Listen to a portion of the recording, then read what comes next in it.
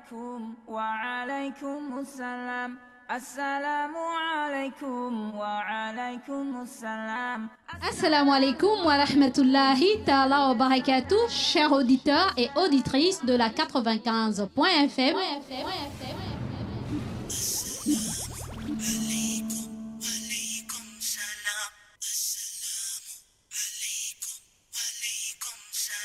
Vous êtes bel et bien avec votre sœur Mariam de l'émission Assalam et du Petit Coin Mariam. أعوذ بالله من الشيطان الرجيم بسم الله الرحمن الرحيم صلاة وسلام على رسول الله وصحبه أجمعين. Alors, chers auditeurs, auditrices de la 95.fm, Assalamu alaikum wa rahmatullahi ta'ala wa barakatuh. Que la paix et la bénédiction d'Allah soient sur vous, chers frères et sœurs dans la foi, chers auditeurs, auditrices de la 95.fm. Vous êtes bel et bien dans votre émission Assalam et avec votre sœur Mariam Kalim.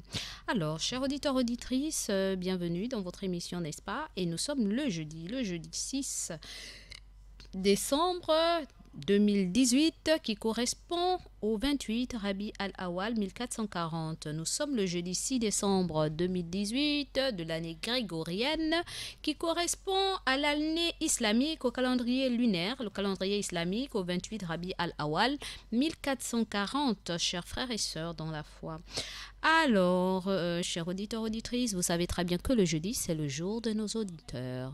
Donc, c'est votre jour à vous où vous devez beaucoup appeler, beaucoup participer en appelant, pour ceux aussi qui aimeraient poser des questions ou bien proposer des sujets importants. Nous avons déjà un frère qui a écrit qu'il aimerait en savoir un peu plus sur la vie du prophète Mohammed sallallahu alayhi wa sallam. Voyez-vous, c'est important de savoir la vie de celui qui nous montre, notre professeur par excellence, celui-là qui est la miséricorde de l'humanité tout entière, savoir qu'est-ce qu'il a fait, comment s'est-il comporté et qu'est-ce qu'il nous recommande de faire à travers certaines situations de notre vie. Ceci est important parce qu'on ne peut pas aimer quelque chose sans pourtant le connaître. Vous l'avez bien entendu avec notre chercheur, l'e-penseur, M. Mohamed Sharif, qui l'a dit, comment prétendez-vous adorer Allah si vous ne le connaissez pas? Voilà, voyez-vous, et comment connaître Allah? Justement, chers auditeurs, auditrices, ceci nous ramène à la connaissance. Il faudrait toujours chercher à connaître. Et quand on connaît,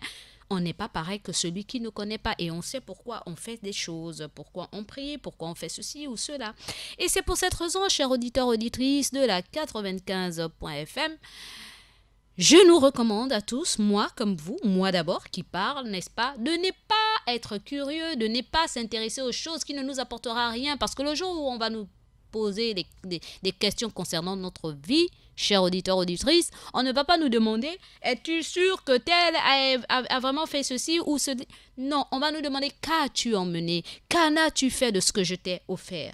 Alors, chers auditeurs, auditrices, puisqu'il en est ainsi et qu'on sait qu'on mourra seul, on répondra seul de ce que nous avons fait sur terre, je ne pense pas qu'un être humain, une créature, mérite qu'on se sacrifie au point de, de tronquer sa vie future.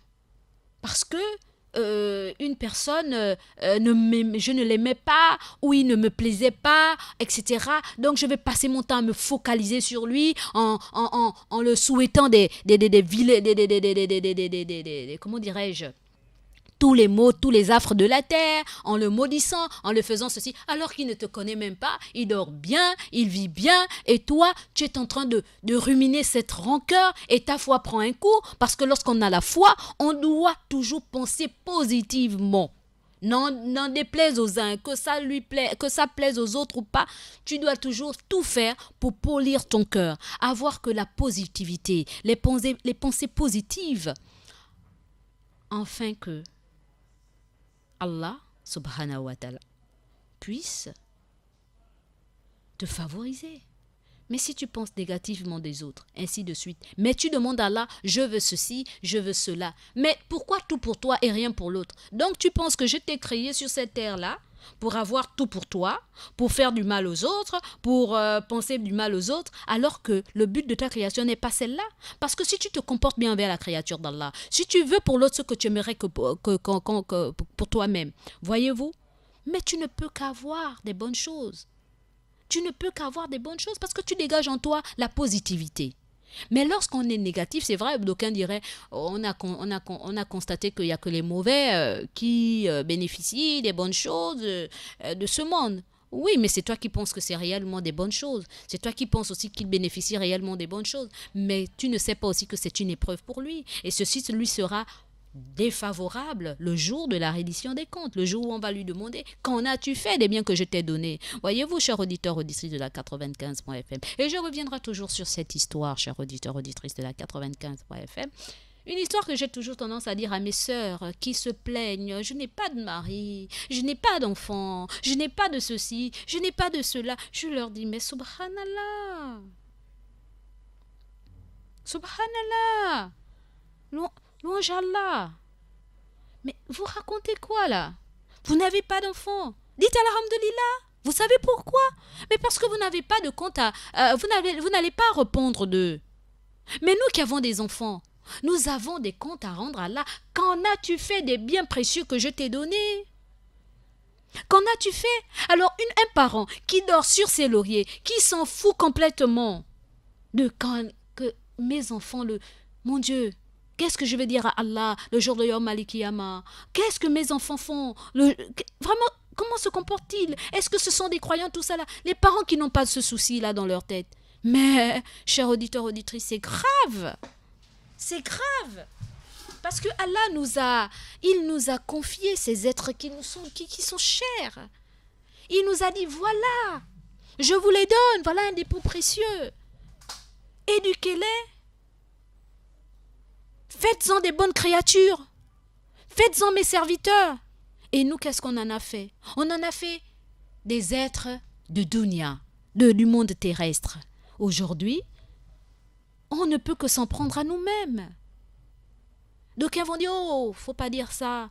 Mariam, tu sais pas ce que j'ai fait. J'ai pris des professeurs, j'ai donné à mon enfant. J'ai fait comme ci, j'ai fait comme ça. Ah ouais, tu as donné des professeurs à ton enfant. Mais est-ce que tu lui as accordé du temps? Lui as-tu fait comprendre le bien fondé de sa présence sur cette terre? As-tu partagé des moments intimes avec ton enfant? Il ne suffit pas que de donner des nounous, des professeurs, lui donner la meilleure éducation concernant Dunya, ou bien lui dire à un professeur, lui dire, va à la madrasa, va apprendre le Al-Qur'an Karim. Oui, le maître coranique fera sa part. Mais toi, est-ce que cet enfant est un perroquet? Parce qu'il ne suffit pas d'envoyer nos enfants à l'école, mais il faut aussi échanger avec eux. Qu'en as-tu fait? Est-ce que tu as établi ce lien de complicité avec ton enfant, envers ton enfant? Est-ce que ton enfant arrive à se confier envers ta personne? Est-ce que ton enfant arrive à se confier vers toi? Est-ce qu'il arrive à dire ce qu'il a comment dirais-je, ce qui le tracasse? Ou bien il te craint? Est-ce que Dieu a créé cet enfant pour qu'il te craigne? Il l'a créé pour que tu lui serves d'exemple et que tu puisses l'éduquer. Mais l'éducation, ce n'est pas toujours la crainte. On doit craindre Allah, mais on doit respecter nos parents. C'est cela. Chers auditeurs, auditrices, chaque jour que le bon Dieu fait, nous devons nous poser la question. Qu'en avons-nous fait? Qu'avons-nous fait de nos enfants? Il ne faudrait pas que les enfants soient des exemples dans la maison, mais dès qu'ils sont dehors, laissez-les une semaine hors de chez vous. Est-ce que ce sont des enfants exemplaires? Est-ce que c'est des enfants qui feront la prière à l'heure? Est-ce que ce sont des enfants qui diront, même si papa et maman ne sont pas là, Allah me voit? C'est là où on pourra dire, on a réussi. Mais tant que nos enfants ne sont pas loin de nous, tant qu'ils sont dans nos maisons et qu'on pense qu'ils sont bien et qu'on les a réellement éduqués comme il se doit, on se met le doigt dans l'œil. On se met le doigt dans l'œil. Parce qu'on est appelé à partir, à mourir. Eux aussi sont appelés à aller dans d'autres horizons. Mais si on ne leur a pas inculqué la crainte d'Allah, on ne leur a pas inculqué la connaissance de leur religion, le respect de leur propre corps. Lorsqu'Allah nous dit interdiction de ceci, interdiction de cela, même nous-mêmes les aînés que nous sommes, les grands que nous sommes, les parents que nous sommes, nous qui lisons tout le temps Al-Qur'an Karim, qui allons tout le temps dans les prêches, qui disons qu'Allah Rasulullah, qui disent Itakullah, ou bien qu'Allah nous pardonne, etc. Mais sommes-nous sûrs à 100% que nous faisons réellement ce pourquoi Allah aimerait qu'on fasse? Si déjà nous, qui sommes assez conscients, qui savons la raison pour laquelle Allah nous a créés. Nous sommes à porte-à-faux avec les règles divines, mais ce n'est pas nos enfants qui pourront être meilleurs. Vous savez pourquoi? Parce que dunya là, wallahi lazim. Parfois je dis à certains qui me sont très proches et intimes, je leur dis vraiment, dunya ne mérite pas qu'on vive longtemps. Hein? Dunya, le monde terrestre ne mérite pas qu'on vive longtemps. Ils me disent, oh, dis aouzubillah, dis astaghfirullah, c'est pas normal quand tu dis ça. Je dis, mes enfants, mais regardez un peu le monde, comment il se porte. Il se porte très mal. Qu'est-ce qui mérite qu'on s'accroche à ce monde au point de perdre ce don précieux, ce dépôt précieux qui est notre foi? Qu'on le veuille ou non, aime qui tu veux, il arrivera un jour, vous allez vous séparer. Accroche-toi à ce que tu veux. Il arrivera un jour, cette chose te quittera. Alors qu'est-ce qui te reste à faire? C'est de t'accrocher à cette foi que seul Dieu a fait en sorte que tu l'aies. Cette foi qui mérite que tu la polisses, que tu l'améliores, que tu la fasses grandir de plus belle. Et ceci ne saurait se faire sans savoir la raison pour laquelle tu as été créé. La raison pour laquelle on te dit ne fais pas ci, ne fais pas ça. Parce qu'il ne suffit pas de dire interdit, interdit, interdit. Oui, d'aucuns me diraient, moi j'ai laissé la religion musulmane parce qu'il y a trop d'interdits, c'est difficile. Mais c'est normal. Si on dit à tout le monde interdit, interdit, interdit, interdit, on ne leur montre pas le bien fondé de l'interdit. Comment voulez-vous que les gens s'arrêtent de faire ces interdits-là? Vous dites aux gens, ne bois pas l'alcool. Ne buvez pas l'alcool. Mais dites-leur la raison pour laquelle c'est interdit de boire l'alcool. Dites-leur les affres que l'alcool fait dans leur sang.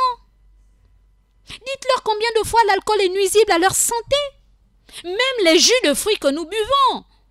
Oui, chers auditeurs, auditrices, même le sucre que nous consommons dans nos maisons. Combien de fois c'est nuisible à notre santé. Mais on ne le dit pas. On dit seulement, faut diminuer ta sucrerie. Mais diminue ta sucrerie, pourquoi? Un homme doit savoir pourquoi il ne doit pas prendre tout ce qui est trop sucré. Ce n'est pas bon pour un homme de prendre des sucreries, trop de sucreries. Ça le baisse complètement. Ça baisse sa force d'homme. Il ne sait pas. Il est tout le temps dans les thés très sucrés, dans les coca, dans les jus gazeux, etc., etc. Il est fatigué, il consomme le jus sucré. Il ne sait pas que ce n'est pas bon pour sa santé. Il ne sait pas que c'est en train de le tuer à petit feu. Mais on dit seulement interdit. L'alcool, n'en parlons pas. Les jeux de hasard, n'en parlons pas. La médisance encore, nous les femmes, Congo, ça plus, subhanallah. On ne nous dit pas, qu'est-ce que le Congo ça? Qu'est-ce que la critique emmène à nous-mêmes, à notre organisme, à nous? Et aussi spirituellement, quels sont les déboires de cela? On nous dit interdit, mais c'est tout à fait normal qu'on trouve que c'est dur. On nous dit, faites les prières 5 fois par jour. Moi j'étais chrétienne, hein? Moi je prie comme je veux, quand je veux. Vous me dites 5 prières. Mais dites aux gens pourquoi les 5 prières sont obligatoires et sont importantes pour nous. L'obligation, on ne refuse pas. Mais qu'est-ce que ça fait dans nous, dans notre organisme? Qu'est-ce que ça fait spirituellement en nous? Changeons de langage, s'il vous plaît. Parce que la religion aussi, c'est la pédagogie. Soyons pédagogues. C'est vrai que tout le monde n'est pas appelé à apprendre cette pédagogie. Mais vous savez aussi qu'il faut aller en fonction de l'ère que nous traversons. Parce que la technologie est forte là. Le monde va vraiment court à sa perte là. Le monde va très vite. La technologie a évolué. Et nos enfants sont devenus plus intelligents que jamais. Je me souviendrai, il y a de cela en l'an 90. Lorsque ma mère allait à la Mecque, j'avais quel âge? J'étais quand même assez grande. J'ai dit à ma mère, en 90, je vous le dis, j'ai dit à ma mère, maman, mets-moi dans ta valise. C'était la première fois que ma mère et moi on se séparaient. Ma mère, j'étais son portefeuille. Si elle bouge, je bouge avec elle. Elle voyage, on voyage ensemble. Et puis, vous savez, le dernier, Allahu Akbar. Je ne regrette pas mon enfance, masha'Allah. Alors quand ma mère part en la Mecque à 90, j'ai dit à ma mère, mets-moi dans ta valise. Ma mère dit, mais c'est impossible. Je dis, si maman, c'est possible. Tu perces des trous, tu mets pas de bagages, ou tu mets juste un seul. Et puis moi, je rentre dedans. Je vais respirer l'air à travers les trous, jusqu'à ce qu'on arrive en Arabie Saoudite. Et puis tu m'enlèves. Et on fera la même chose au retour. Vous imaginez en 90, moi, combien de fois j'étais bête, ma boule? Mais pour moi, j'étais intelligente. Hein. Un enfant d'aujourd'hui, tu lui dis, écoute, même s'il a 5 ans, 6 ans, tu lui dis, écoute, je te mets dans ma valise, et puis je perce des trous, je t'emmène en voyage. Il va dire, mais moi, je vais m'étouffer, je vais mourir. Et puis je ne peux pas rester là-bas longtemps. Je vais faire comment, je vais manger comment, je vais faire pipi comment, etc. Vous imaginez les enfants d'aujourd'hui? Moi, pour apprendre l'ordinateur, pour apprendre l'ordinateur, vous n'êtes pas parler que de moi. Il faut que nous ayons un professeur qui nous montre l'Internet, etc. Même nos téléphones, là. Mais nos enfants de 3 ans, 4 ans, je ne sais pas qu'est-ce que Allah a mis en eux, mais ils apprennent très vite. Le téléphone, c'est même eux qui te disent, mais maman, regarde, tu as tel jeu là-dessus. Toi, tu as ton téléphone là, hein? Tu ne sais même pas comment le manipuler, mais ton enfant de 4-5 ans, il s'y connaît. N'en parlons plus de leur PlayStation et tout ça. Mais c'est l'enfant qui t'apprend, alors que toi, tu as fait des études, mais tu n'y t'y connais pas malgré tes études. Voyez-vous donc, c'est pour nous dire que nos enfants sont devenus plus intelligents qu'eux. Les boumangrins, là, sont devenus plus intelligents que nous. Alors, si on n'a pas comme souci leur éducation, cette complicité que nous devons mettre en place entre eux et nous, c'est d'autres personnes qui feront de leur éducation. Et ces autres personnes-là, s'ils ont confiance en eux et que ce sont des personnes mal intentionnées, des personnes qui ne vous aiment pas, ils vont orienter vos enfants vers tout ce qui est méchant. Chers auditeurs, auditrices de la 95.fm, je me souviendrai d'un jour, j'étais avec des amis et puis il y a une maman qui disait à son enfant, tu dois me demander la permission parce que tu veux sortir. Peu importe l'âge que tu aies 20 ans, 18 ans, 22 ans, tu me demandes la permission pour sortir. Tu n'as pas à sortir comme tu veux et tu rentres comme tu veux, tu es chez moi. Et puis le cousin de dire le grand cousin de dire à la maman, mais tu te racontes quoi? Elle n'est pas obligée ou il n'est pas obligé de te demander la permission. Il est déjà majeur. Il peut sortir. C'est un majeur. Et cette dernière de dire, mais tu n'as pas à le dire, je suis désolée, c'est mon enfant. Majeur ou pas, il reste mon enfant. Il vit dans ma maison. Alors je l'impose de me demander et de me dire là où il va. Et la personne de dire, oh mais tu racontes des histoires. Là. Non mais attends, là tu exagères. Majeur c'est majeur. Chez les Blancs, majeur c'est majeur. 18 ans, l'enfant est majeur. Il fait ce qu'il veut. Il n'a pas besoin de demander la permission aux parents. Et puis l'autre de dire, mais enfin, mais toi tu me racontes quoi? Tu me parles de chez les Blancs parce qu'on t'a dit que les Blancs ont la meilleure éducation que nous? Moi je suis désolée. Même étant mariée, mes parents avaient toujours des choses à me dire. Je suis désolée.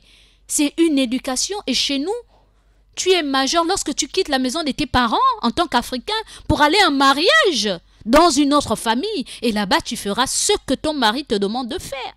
Mais tant que c'est moi qui donne à manger, à boire, je nourris mon enfant. Il n'y a pas de majeur chez moi. C'est cela.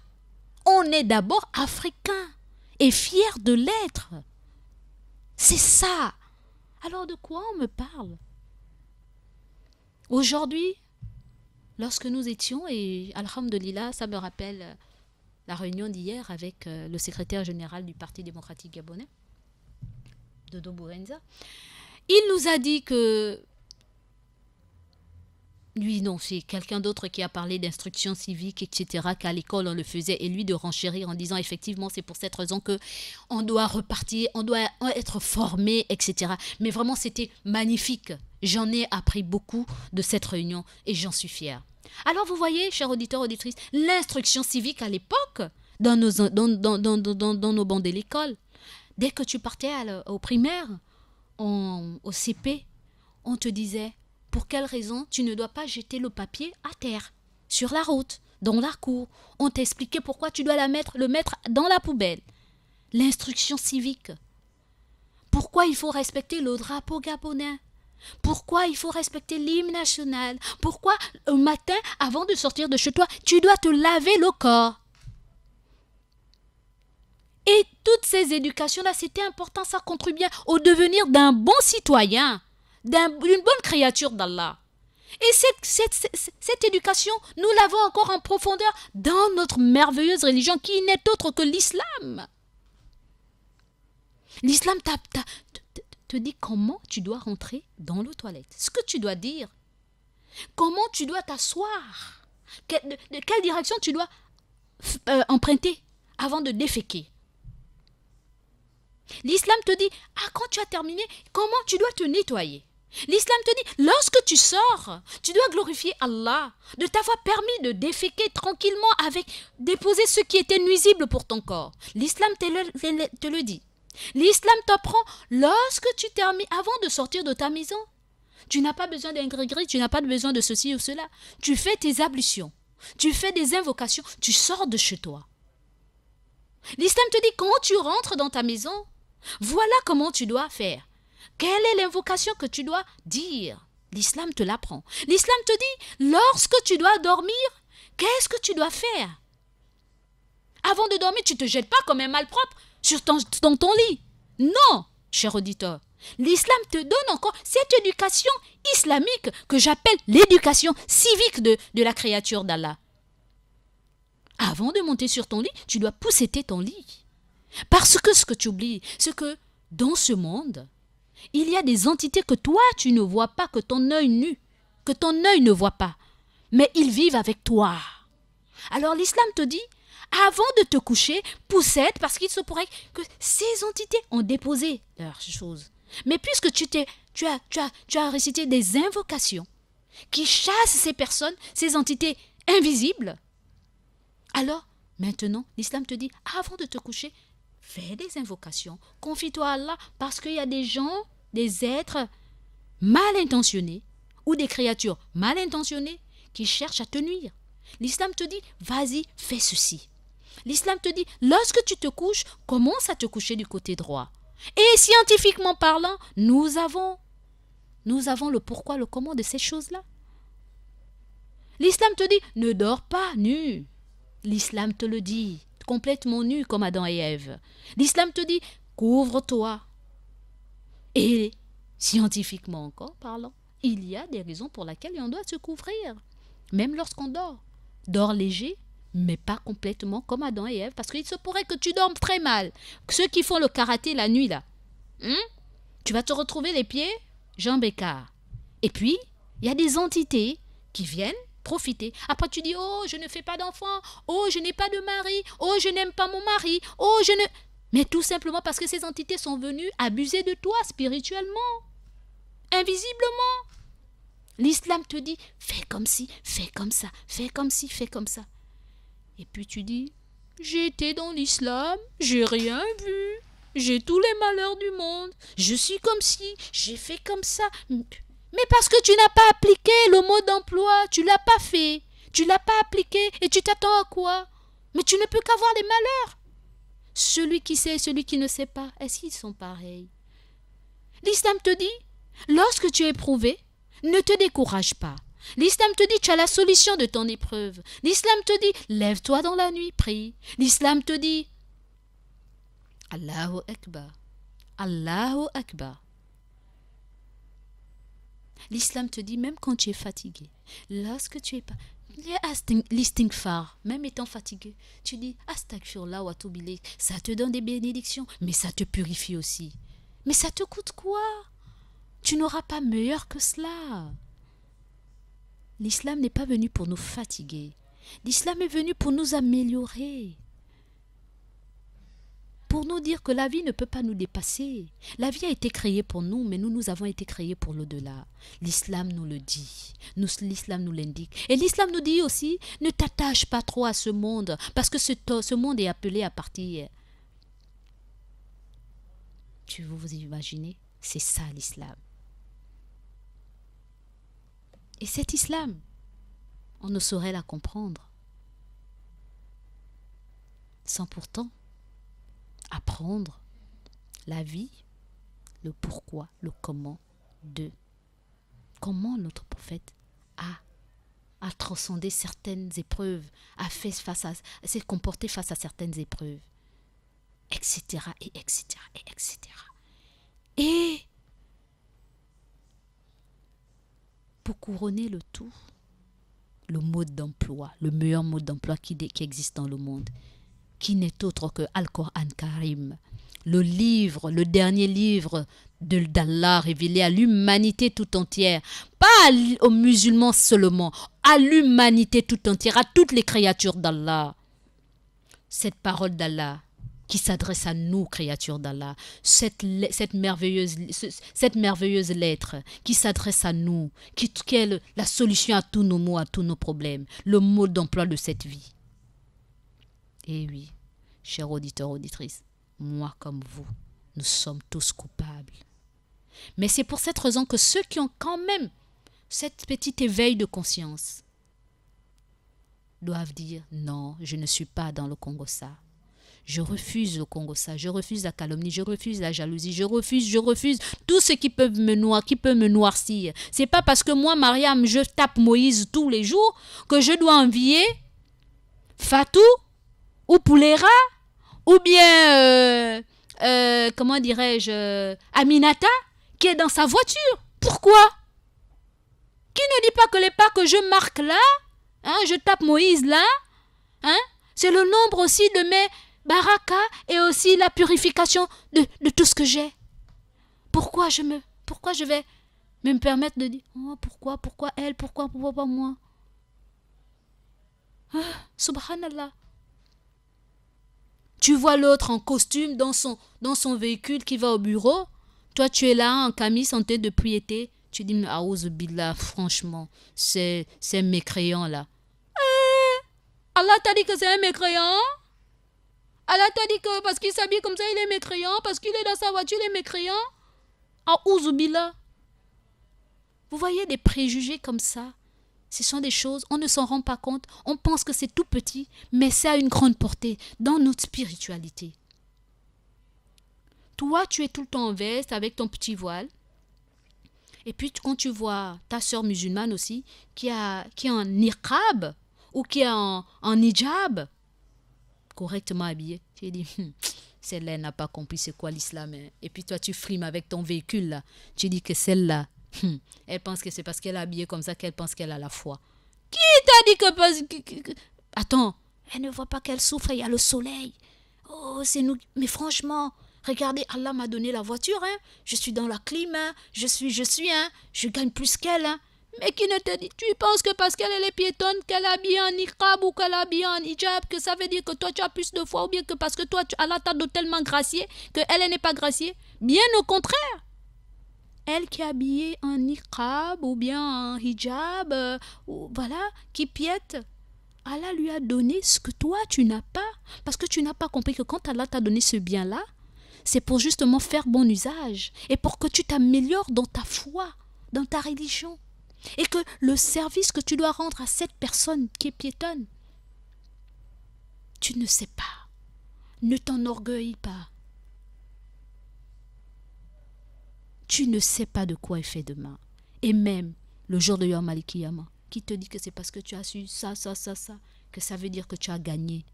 Qui ne te dit pas que celui-là qu'Allah a accablé beaucoup de choses, c'est celui-là, justement le jour de Yom Al-Kiyama, qui passera sur le pont Sirat comme une flèche. Attention, le prophète Mohammed sallallahu alayhi wa sallam a dit.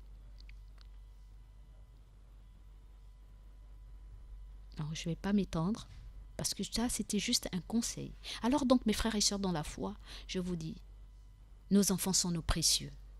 Vraiment nos précieux. Mais qu'il faille aussi établir ce lien, ce contact, papa, maman, enfant, tout ça, c'est important. Wallahi lazim, vous ne pouvez pas savoir qu'est-ce qui m'a poussé aujourd'hui à parler de cela. Parce qu'aujourd'hui, j'étais avec un magnifique jeune homme qui n'a d'autre souci que sa religion. Alors, j'étais en train de demander les nouvelles de son père et de sa mère. Il me dit, papa, ça va, il était là, il est parti, maman, ça va, elle aussi bientôt. C'était vraiment merveilleux. Et puis, je regarde, il est jeune. Il a l'âge de mes enfants. Il est jeune, il a d'autres soucis que sa religion. Il ne meurt pas de faim. il ne meurt pas de faim. Moi de dire, au fond de moi, je dis, subhanallah, est-ce que les parents là sont conscients que leur enfant est merveilleux? Il est merveilleux parce qu'il aurait pu faire comme tous les autres enfants de son âge. Il a les moyens de sa politique. Il peut vivre sa vie. Comme je vois certains de nos enfants. C'est les boîtes de nuit, c'est le ceci, c'est le cela, etc.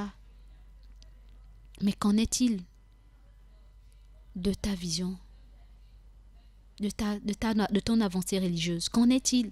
Tu dis, bon, mais moi, je suis à la prière, je vais à la mosquée et puis c'est tout. Les frères musulmans se réunissent là-bas pour apprendre les versets du Coran ou alors écouter les prêches.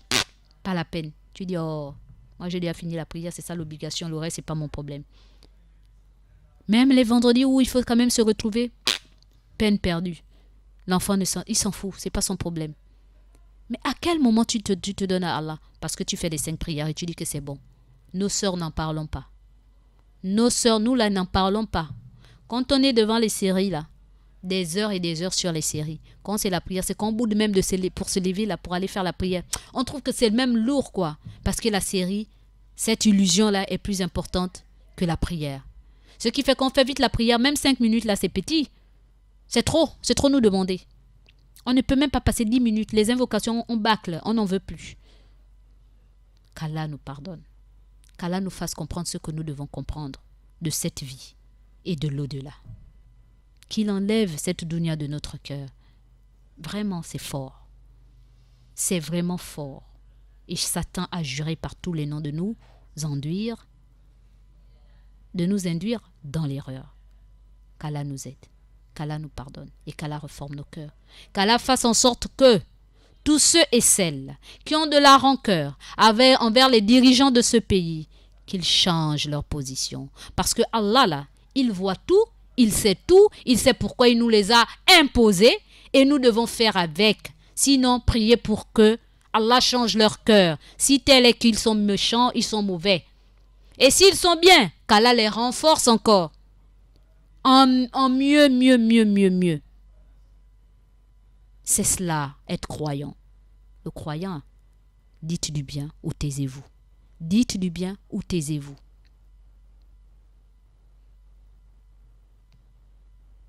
Et je ne pense pas. Vous allez dire peut-être parce qu'on est musulman qu'on parle comme ça. Non. Même dans vos églises, le pasteur vous le dit. Le prêtre vous le dit. Alors, chers auditeurs, auditrices, quand on se veut être croyant, la positivité doit nous animer. Évitons les Congossa. Évitons, on a dit, ils ont fait. Non, occupe-toi de toi. Tu vas au travail. On ne t'a pas fait du bien. Tu es en souffrance dans ton lieu de travail. On ne t'a pas payé ou on ne te paye pas bien. Ou bien on te donne des travaux que tu ne mérites pas, etc. Soit tu te rapproches de ton supérieur et tu le lui dis de la meilleure des manières. Soit tu confies à Allah. Mais je vous le dis, avant de vous rapprocher de vos supérieurs, de tous ceux qui ont une once d'autorité, parce qu'ils pensent que c'est la fin du monde, mais ce n'est pas la fin du monde aussi pour eux, parce que c'est une épreuve qu'Allah leur a donnée, en étant au-dessus de vous, et hiérarchiquement. Mais qu'ils ne pensent pas que, comme ils sont arrivés là, c'est leur intelligence ou bien les diplômes qu'ils ont eus là, mais qu'ils disent que c'est un coup, c'est une grâce divine. Et lorsqu'Allah vous le donne, Wallahi lazim, si vous ne savez pas vous en servir positivement envers les créatures d'Allah, c'est que vous n'avez encore rien compris. Mais sachez que vous aurez des comptes à rendre à Allah. Sachez-le. Et toi qui es en dessous, ne les en veux pas. Dis-toi que c'est une épreuve d'Allah. Et ce que tu as à faire, c'est de demander à Allah de toucher leur cœur et de te renforcer, de te fortifier, de t'améliorer face à cette épreuve et de te rendre meilleur encore dans cette vie et dans l'autre. Que cette épreuve soit un bien pour toi et non quelque chose qui va t'avilir, qui va te, comment dirais-je, te rendre mauvais, qui va gaspiller ta foi, qui va même te rendre malade. Voilà, cher auditeur, c'est cela, avoir la foi. Sur ce, j'en ai terminé avec ces conseils et nous allons passer à la petite transition pour revenir sur notre programme de la journée qui n'est autre que le jour de nos auditeurs. Assalamu alaikum wa alaikum assalam. Assalamu alaikum wa alaikum assalam. Assalamu alaikum wa rahmatullahi ta'ala wa barakatuh, chers auditeurs et auditrices de la 95.fm.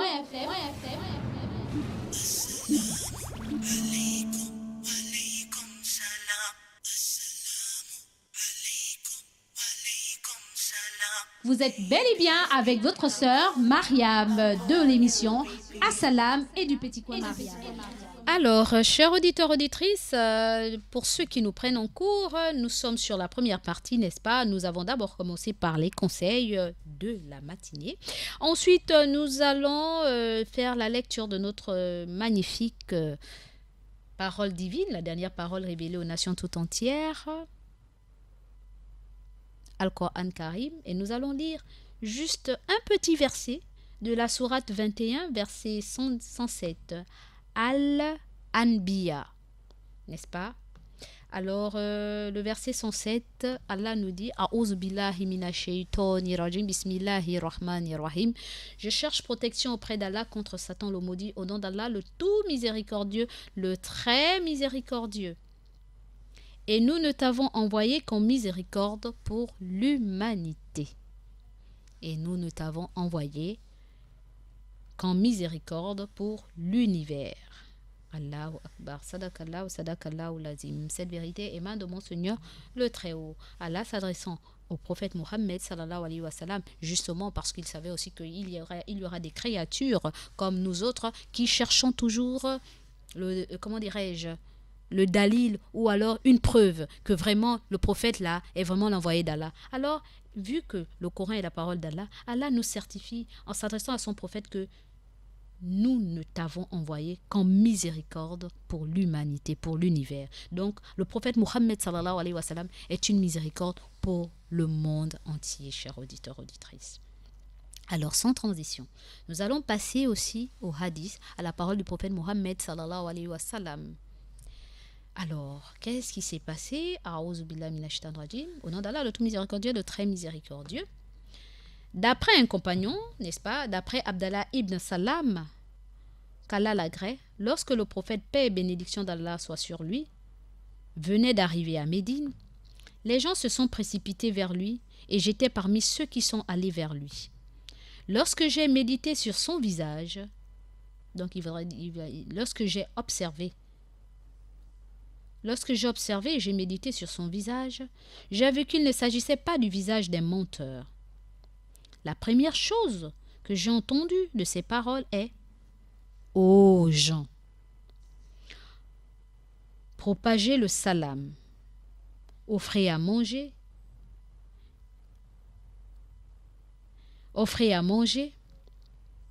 liez les liens de parenté et priez la nuit. Alors que les gens dorment, vous rentrerez dans le paradis en paix. » Je reprends. Abdallah ibn Salam, autant pour moi, qu'Allah l'agrée, lorsque le prophète, paix et bénédiction d'Allah soit sur lui, venait d'arriver à Médine, les gens se sont précipités vers lui et j'étais parmi ceux qui sont allés vers lui.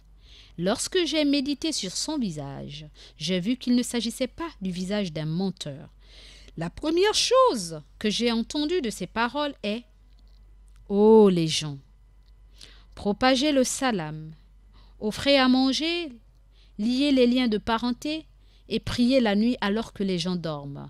Vous rentrerez dans le paradis en paix. » Ce hadith, sœur auditeur, auditrice de la 95.fm, a été rapporté par Tirmidhi et authentifié par Cheikh Albani. Voyez-vous, chers auditeurs, auditrices de la 95.fm, en français facile, qu'est-ce qui s'est passé?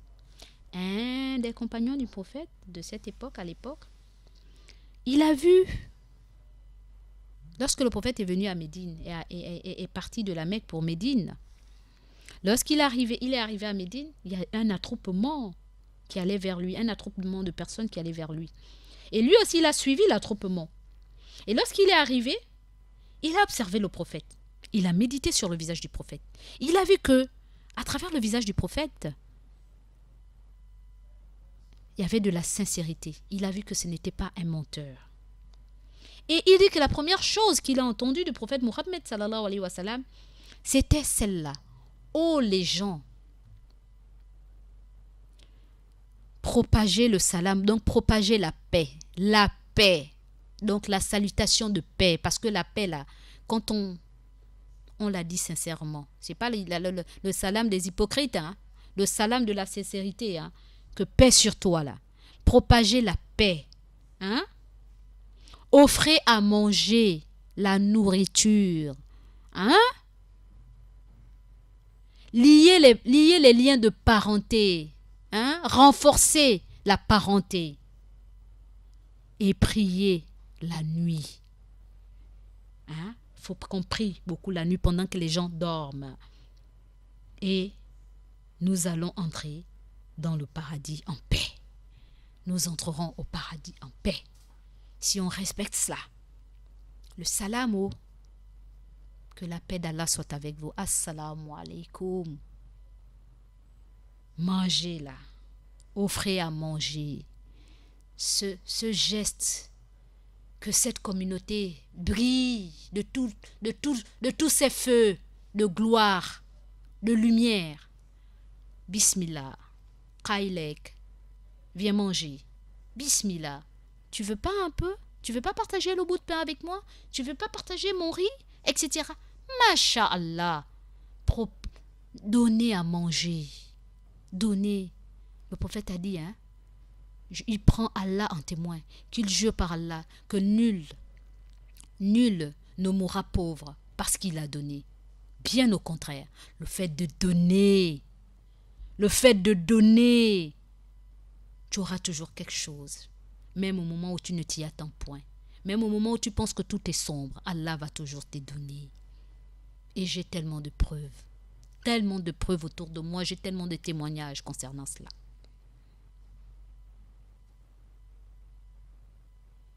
Liez les liens de parenté, respectez la parenté. C'est pas parce que tu es musulman, c'est pas parce que tu es ministre, c'est pas parce que tu es directeur, c'est pas parce que tu es autosuffisant que tu ne vas pas respecter tes parents. Ou le tonton, ou la tantine, la cousine, le cousin. Liez les liens de parenté, respectez-les. Si Allah a voulu que tu naisses dans ce clan, dans cette famille, dans tout ce monde-là, ce n'est pas en vain. Et toi, si tu penses que tu es un exemple, que tu es une lumière, mais amène cette lumière dans ta famille. Propage cette lumière, éduque-les, aide-les à comprendre, mais ne t'en éloigne pas. On doit être fier de sa famille. Mashallah. Au passage, assalamu alaikum. Que la paix et la bénédiction d'Allah soient sur vous, chère famille, les Mamadou Diop, les Maora, les Ngingul Nomwalo, et les Itanda, les Pambo, les Ndiaye, les Orandara Ibutu, les Ratanga, les Matende, les Ranoke et tout le reste.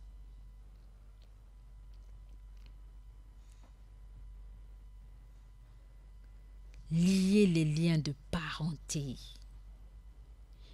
Priez la nuit pendant que les gens dorment. Vous rentrerez dans le paradis en paix. C'est pas Mariam. C'est vraiment pas moi qui l'ai dit. C'est le prophète Mohammed sallallahu alayhi wa sallam. Ce hadith est rapporté par Tirmidhi, authentifié par Cheikh Albani. Sur ce, chers auditeurs, auditrices de la 95.fm, j'en ai terminé avec le hadith. Maintenant, nous allons passer aux assalam, mais vraiment très rapidement.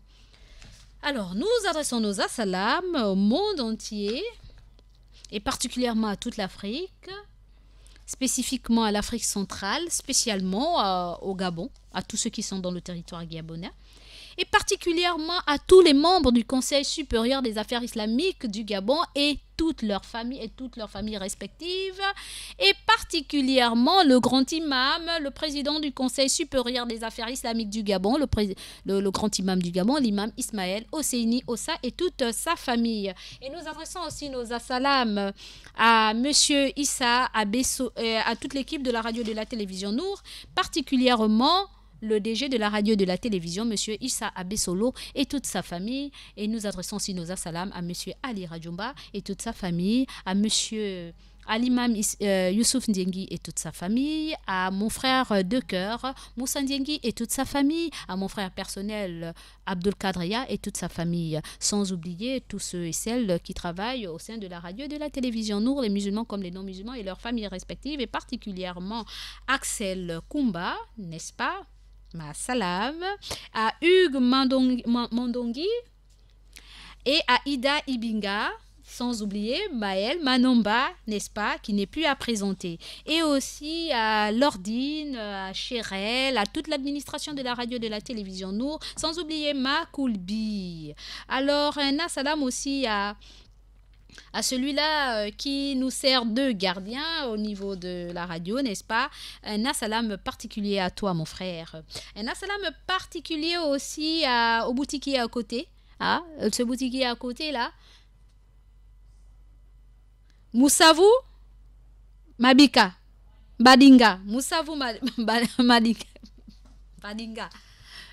Ok, n'est-ce pas? Un salam à lui. Et sans oublier tous les auditeurs et auditrices qui sont à l'écoute de notre radio, et particulièrement nos mamans, et particulièrement la maman de la radio, maman Mariam de Gabon Store, et à maman aussi, cette maman aussi qui m'est très chère, mais que j'oublie beaucoup par rapport aux assalam, mais pas dans mes doigts. Et un assalam particulier à maman Mariam de la mosquée de comment on appelle ça, de la mosquée de Transfo là-bas à Kingele, voilà. Maman Mariam de la mosquée des Transfo à Kingele. Alors, un salam particulier aussi à maman Aïcha, à maman Sadat Molia Parizo, à maman Fatou, à maman Veuve Ali Mambélé, à toutes nos mamans que j'aime de tout mon cœur. Sans elles, nous ne saurions être ce que nous sommes, les musulmanes comme les non-musulmanes. Alors, un salam aussi à tous nos papas, Papa Sissoko, Papa Diallo, Papa Dioum et tous les autres papas, les imams comme les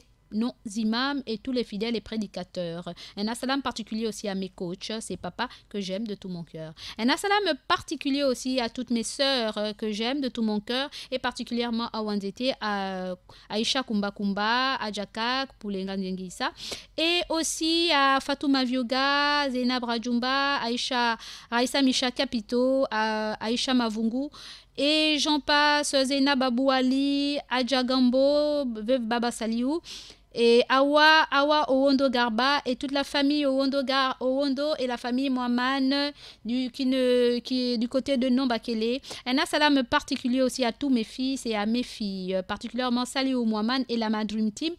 Et aussi un salam particulier aussi à mes filles, particulièrement Leila Toul Abba et Jamila Onanga, épouse Sako et Rita Mayagi, et sans oublier tout le reste. Sur ce, chers auditeurs, auditrices, nous allons revenir pour continuer sur les assalam et aussi vous donner la parole, Inch'Allah.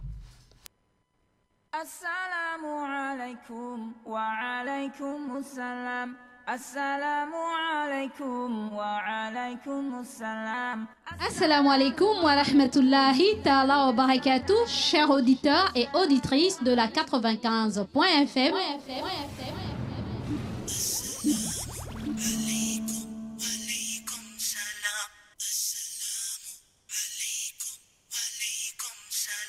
Vous êtes bel et bien avec votre sœur Mariam de l'émission Assalam et du Petit Coin Mariam.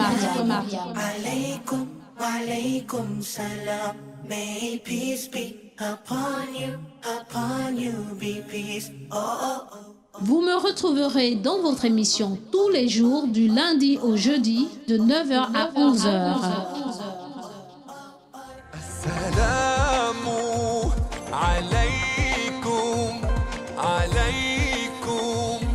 Et exceptionnellement le mardi de 9h à 12h dans l'émission Assalam et le Petit Coin Mariam. Soyez à l'écoute, merci. Assalamu alaykum. Assalamu alaykum. Et exceptionnellement le mardi de 9h à 12h. Alors, chers auditeurs, auditrices, pour ceux qui nous prennent en cours, vous êtes bel et bien dans votre émission Assalam et sur les Assalam. Et ensuite, nous passerons à un appel. Bien avant l'appel, nous allons d'abord lire les messages de nos auditeurs, n'est-ce pas, que nous n'avons pas pu terminé, n'est-ce pas? Tout simplement parce que le temps qui nous était imparti était arrivé à son terme, les appels étaient énormes, étaient nombreux, beaucoup nombreux ont appelé et nombreux aussi n'ont pas pu avoir gain de cause. Mais qu'à cela ne tienne, nous allons passer aux assalam de nos auditeurs, n'est-ce pas? Un assalam particulier à Ahmed Binyumba, à mon fils Bila Adama, à mon fils Ba Mohamed, à mon fils Moussa Touré de Jeunesse et Religion, à Abdou Salam Zolou, mon beau-fils et complice, à la famille, à sa famille aussi, à Zainab Kamara et à toute le petit staff, à monsieur Abdul Wahab Gibré de la démocratie, à Mariam de la gourmandise, à Fatima, Madame le Libanais, elle se reconnaît, à Isiaka de la voiture blanche, à Papa Mohamed de l'ancien Sobraga, à Raïssa Micha Capito.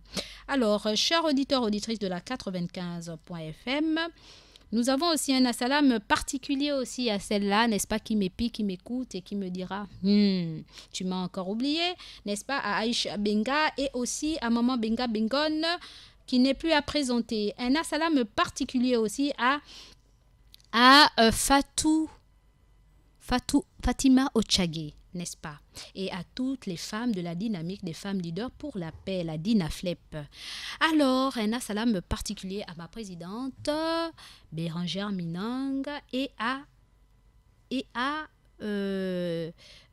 Carole Nang, épouse Ogan, et sans oublier à Monsieur Ali et à Madame Elias, qui n'est plus aussi à présenter, qui n'est autre que Limbourg, Iwenga, Annie Christelle et Jenny Rabia. Et sans oublier, n'est-ce pas, tout le comité Lias qui aussi, certains sont à l'écoute. Un assalam particulier à vous.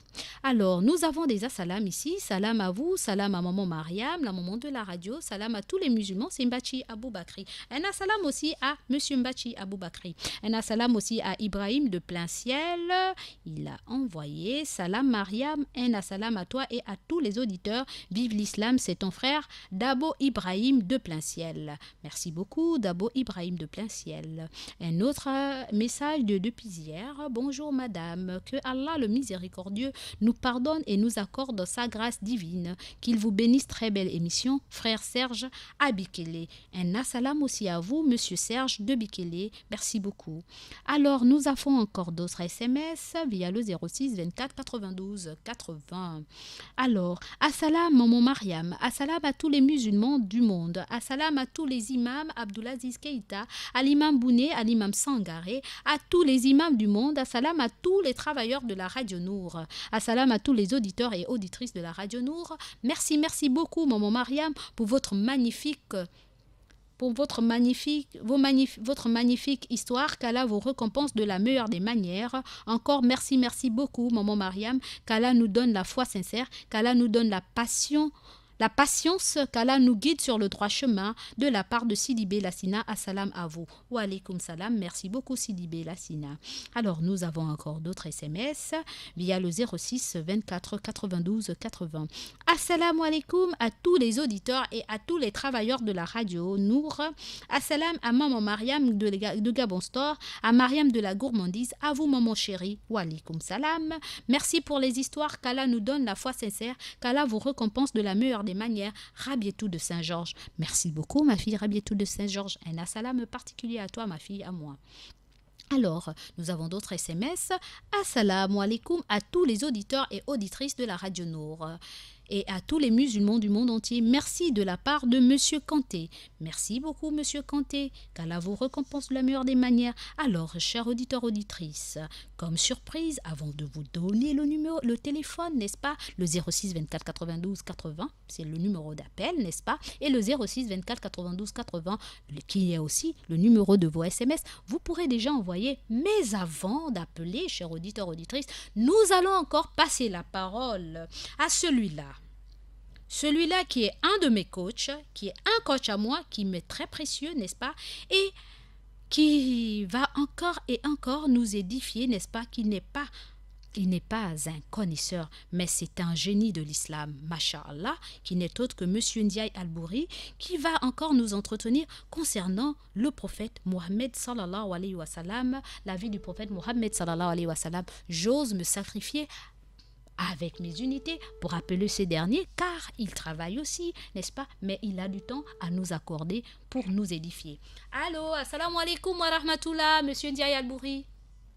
Wa alaykoum salam wa rahmatullahi wa barakatuh. Comment allez-vous, Monsieur Ndiaye Albouri? Alhamdulillah, la kulli hal, ça ne peut qu'aller. Mashallah. Nous sommes en vie et nous pensons avoir la foi. Ça ne peut Mashallah. qu'aller. Alhamdulillah. Pourquoi nous pensons avoir la foi, Monsieur Ndiaye Albouri? Parce que Rasulullah nous dit qu'il va arriver une époque où les croyants vont se lever le matin avec la foi et le soir, ils perdront cette foi. D'autres se lèveront le matin sans la foi et le soir, ils pourraient la retrouver. Donc, dans notre situation, je pense que nous pensons avoir la foi. D'accord. C'est un état où, en fait, état dans lequel il faut chaque fois se remettre en cause sur nos rapports avec la divinité. Se remettre en cause, c'est-à-dire, Monsieur Albouri, s'il vous plaît? C'est-à-dire que ne pas s'asseoir sur ses lauriers et se dire que nous sommes en phase avec la divinité. On n'est jamais en phase à 100% avec la divinité. Nous le sommes partiellement. Et c'est parce que nous le sommes partiellement qu'on doit toujours se dire qu'on n'a pas la moyenne et on fait tout pour toujours faire des efforts dans ce sens. Lorsqu'on commence à penser qu'on a la moyenne, on commence à avoir un relâchement et on ne s'applique plus dans ce qu'on est censé faire pour le mieux. Oui, vu comme ça, c'est très clair. Alors, Monsieur Albouri Ndiaye, s'il vous plaît, pourrez-vous, vous avez encore une dizaine de minutes si possible, parce que je sais que j'empiète sur votre temps, n'est-ce pas? Mais c'est pour Allah, biznillah, n'est-ce pas? Cela-là pourra vous récompenser de la meilleure des manières. Alors, nous... Ça, vous ne pouvez pas me récompenser, ça c'est très clair. Ah oui, j'insiste là-dessus. Oui, c'est vrai, nous ne pouvons pas, nous n'aurons jamais assez pour vous récompenser pour le temps que vous nous accordez, ça c'est clair. Alors, Monsieur Ndiaye Albouri, nous aimerons, parce que nous avons des auditeurs qui ont été satisfaits de votre intervention et d'autres ont encore demandé d'en savoir un peu plus sur le prophète Mohammed sallallahu alayhi wa sallam, appelé Rasulullah, donc l'envoyé de Dieu, n'est-ce pas? Pouvez-vous nous édifier encore concernant certains aspects du prophète Mohammed sallallahu alayhi wa sallam? Alors, si, alhamdulillah, je tiens d'abord à rappeler que un dire de sa haute éminence, le saint prophète Mohammed béni soit-il. Mashallah. Rasulullah nous dit qu'on reconnaît quelqu'un à travers ses propos. À travers ce qu'il dit, on reconnaît quelqu'un à travers ce qu'il sort de sa bouche. Voilà. C'est ça. Donc, vous comprenez que dans notre situation, nous allons devoir ce qu'on appelle donc faire un voyage, encore une énième fois, à la découverte de sa haute éminence, le saint prophète Mohammed béni soit-il, donc à travers ses propos. Mashallah. On est prêt pour le voyage, nous sommes prêts pour le voyage, Mashallah. Alors, donc, je vais partager avec vous, donc, on va dire, je vais dire de sa haute éminence. Oui. Donc, le premier concerne le cœur et le deuxième concerne évidemment un hadith où il souligne que sa communauté est divisée en 4 groupes. Sa communauté Alors, pourquoi est divisée en 4 groupes? En 4 groupes, ok. Oui. Alors, je commence. Rasulullah nous dit qu'il y a 4 types de cœurs. Il y a 4 types de cœurs. Il dit il y a un cœur qui est dépouillé. Et dans ce cœur qui est dépouillé, il y a un flambeau qui brille. Ensuite, on dit il y a un deuxième type. C'est un cœur qui est scellé dans une enveloppe. Et cette enveloppe est cachée. Il dit le troisième type de cœur, c'est un cœur qui est renversé. Et le quatrième type, c'est un cœur divisé. Les compagnons lui ont posé la question, évidemment, de détailler ces différents types de cœurs. Je crois que même s'il n'avait pas posé la question, il l'aurait certainement détaillé. Alors voici ce que sa haute éminence, le saint prophète Mohammed béni soit-il. Il dit ceci: le cœur dépouillé, dans lequel se trouve un flambeau qui brille, c'est le cœur du croyant. Et ce flambeau qui brille, c'est la foi qu'Allah a déposée dans ce cœur. Le cœur qui est dans une enveloppe cachetée, c'est le cœur du mécréant. Le cœur renversé, c'est le cœur de l'hypocrite. Il connaît la vérité, mais il la refuse. Et enfin, le cœur divisé, c'est un cœur où se trouve une partie de foi et une partie d'hypocrisie. Il a comparé la partie de foi à une plantation qui est arrosée par une eau pure. Et la partie d'hypocrisie est comme une blessure baignée de pus et de sang. Il rajoute la partie qu'il emportera sur ce cœur, ce sera la partie que l'homme va alimenter. Donc, soit nous alimentons nos corps par notre forme d'hypocrisie ou par notre forme de foi. Et donc, celle qui emportera le cœur, ce sera celle, évidemment, donc, qui dominera l'une des parties. Celle qu'on va le plus encenser. Tout à fait. Il faut souligner que le cœur divisé est beaucoup plus le cœur que nous, les croyants, la plupart des hommes que nous sommes, je dirais, dans cette catégorie. Tout à fait. Une partie de la foi, une partie d'hypocrisie. Voilà. Hypocrisie. Chaque fois que nous commettons une mauvaise action, nous rentrons dans la forme d'hypocrisie. Car comme on le souligne, le prophète dit clairement que le cœur hypocrite, c'est celui qui connaît la vérité mais qui la refuse. Combien de fois avons-nous ce qu'on appelle agi contrairement à nos intérêts, même en sachant que cela nous portait préjudice aussi dans ce monde que dans l'au-delà. Tout à fait. C'est cette forme d'hypocrisie justement que nous magnifions tous les jours, chaque fois que nous... Oh, on a perdu. On a perdu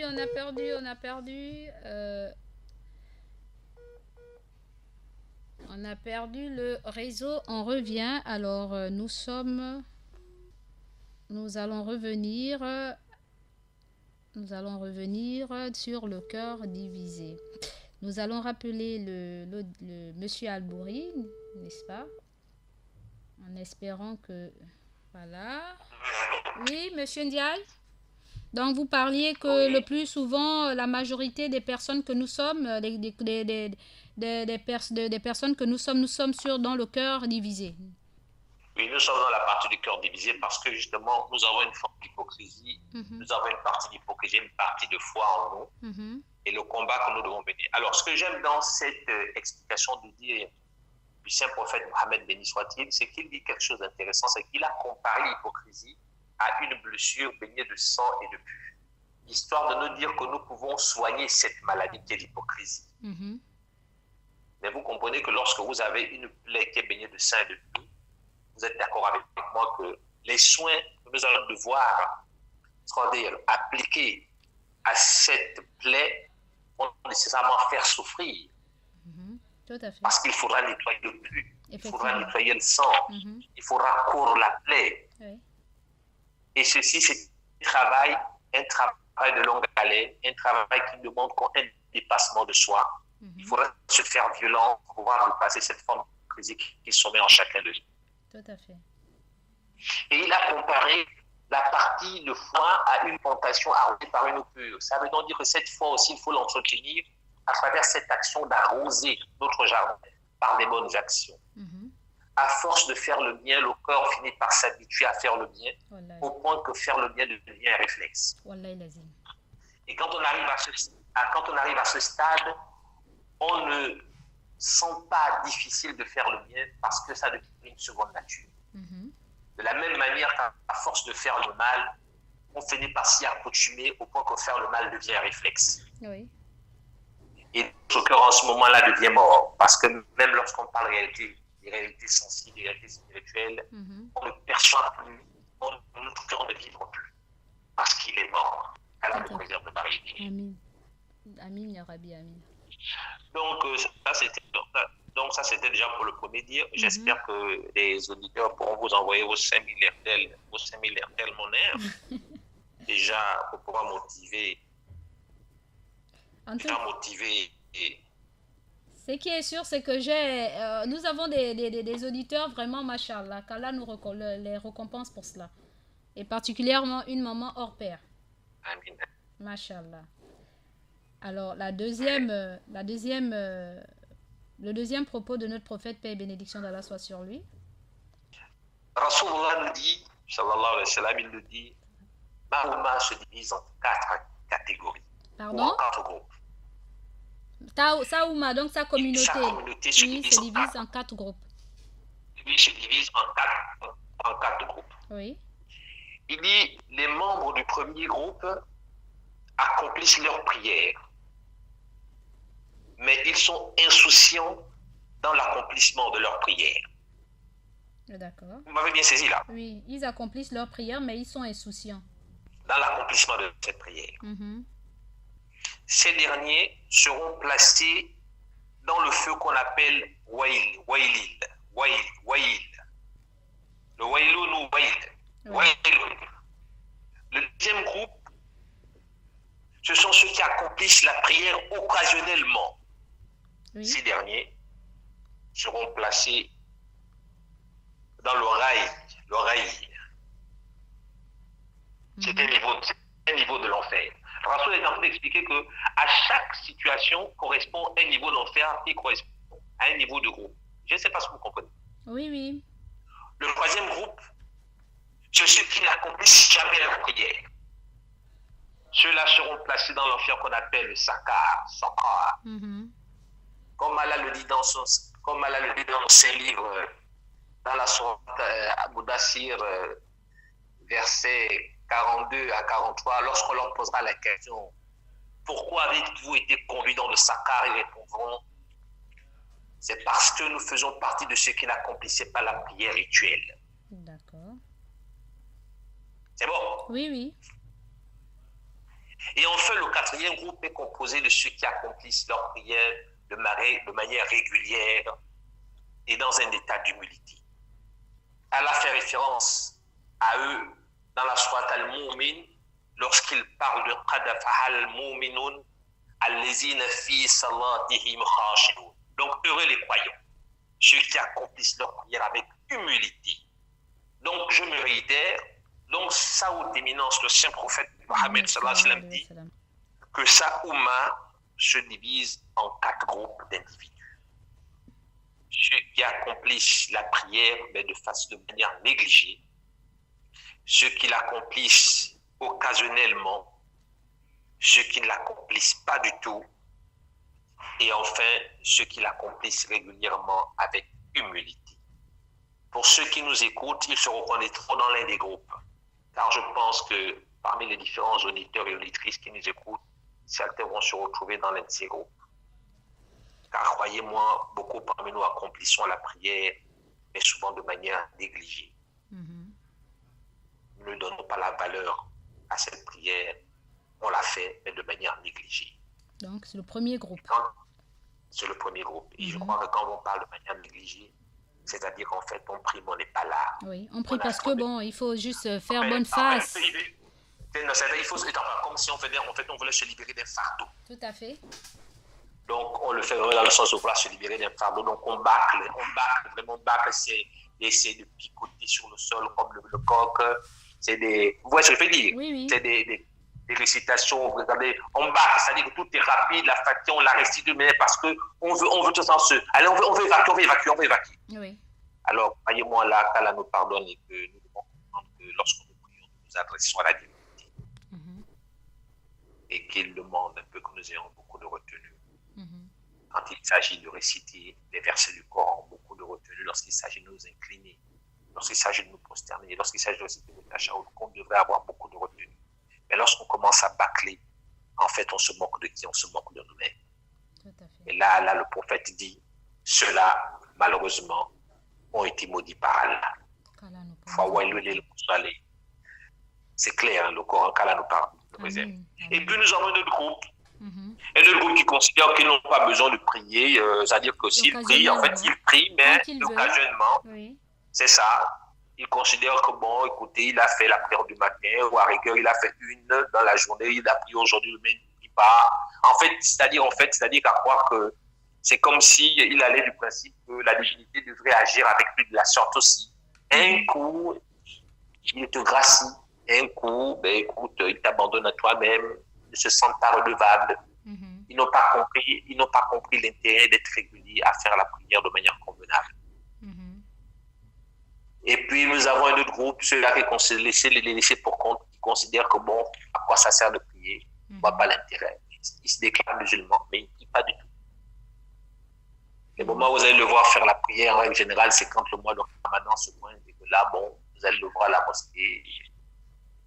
Mais pour la plupart du temps, bon, la prière, lui, c'est deux. Shaitan a reçu son coup. Vraiment.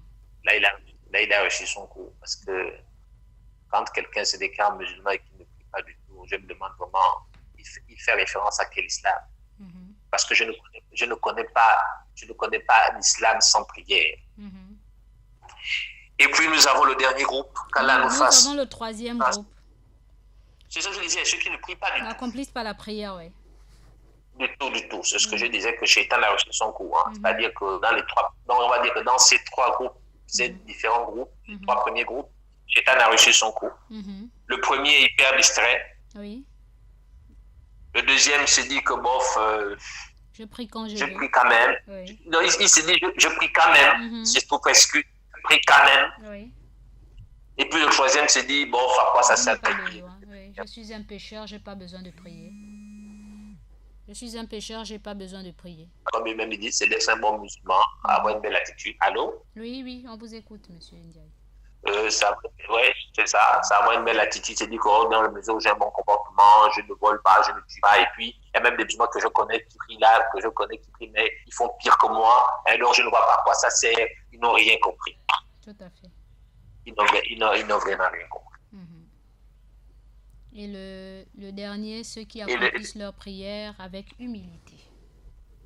Humilité et régularité.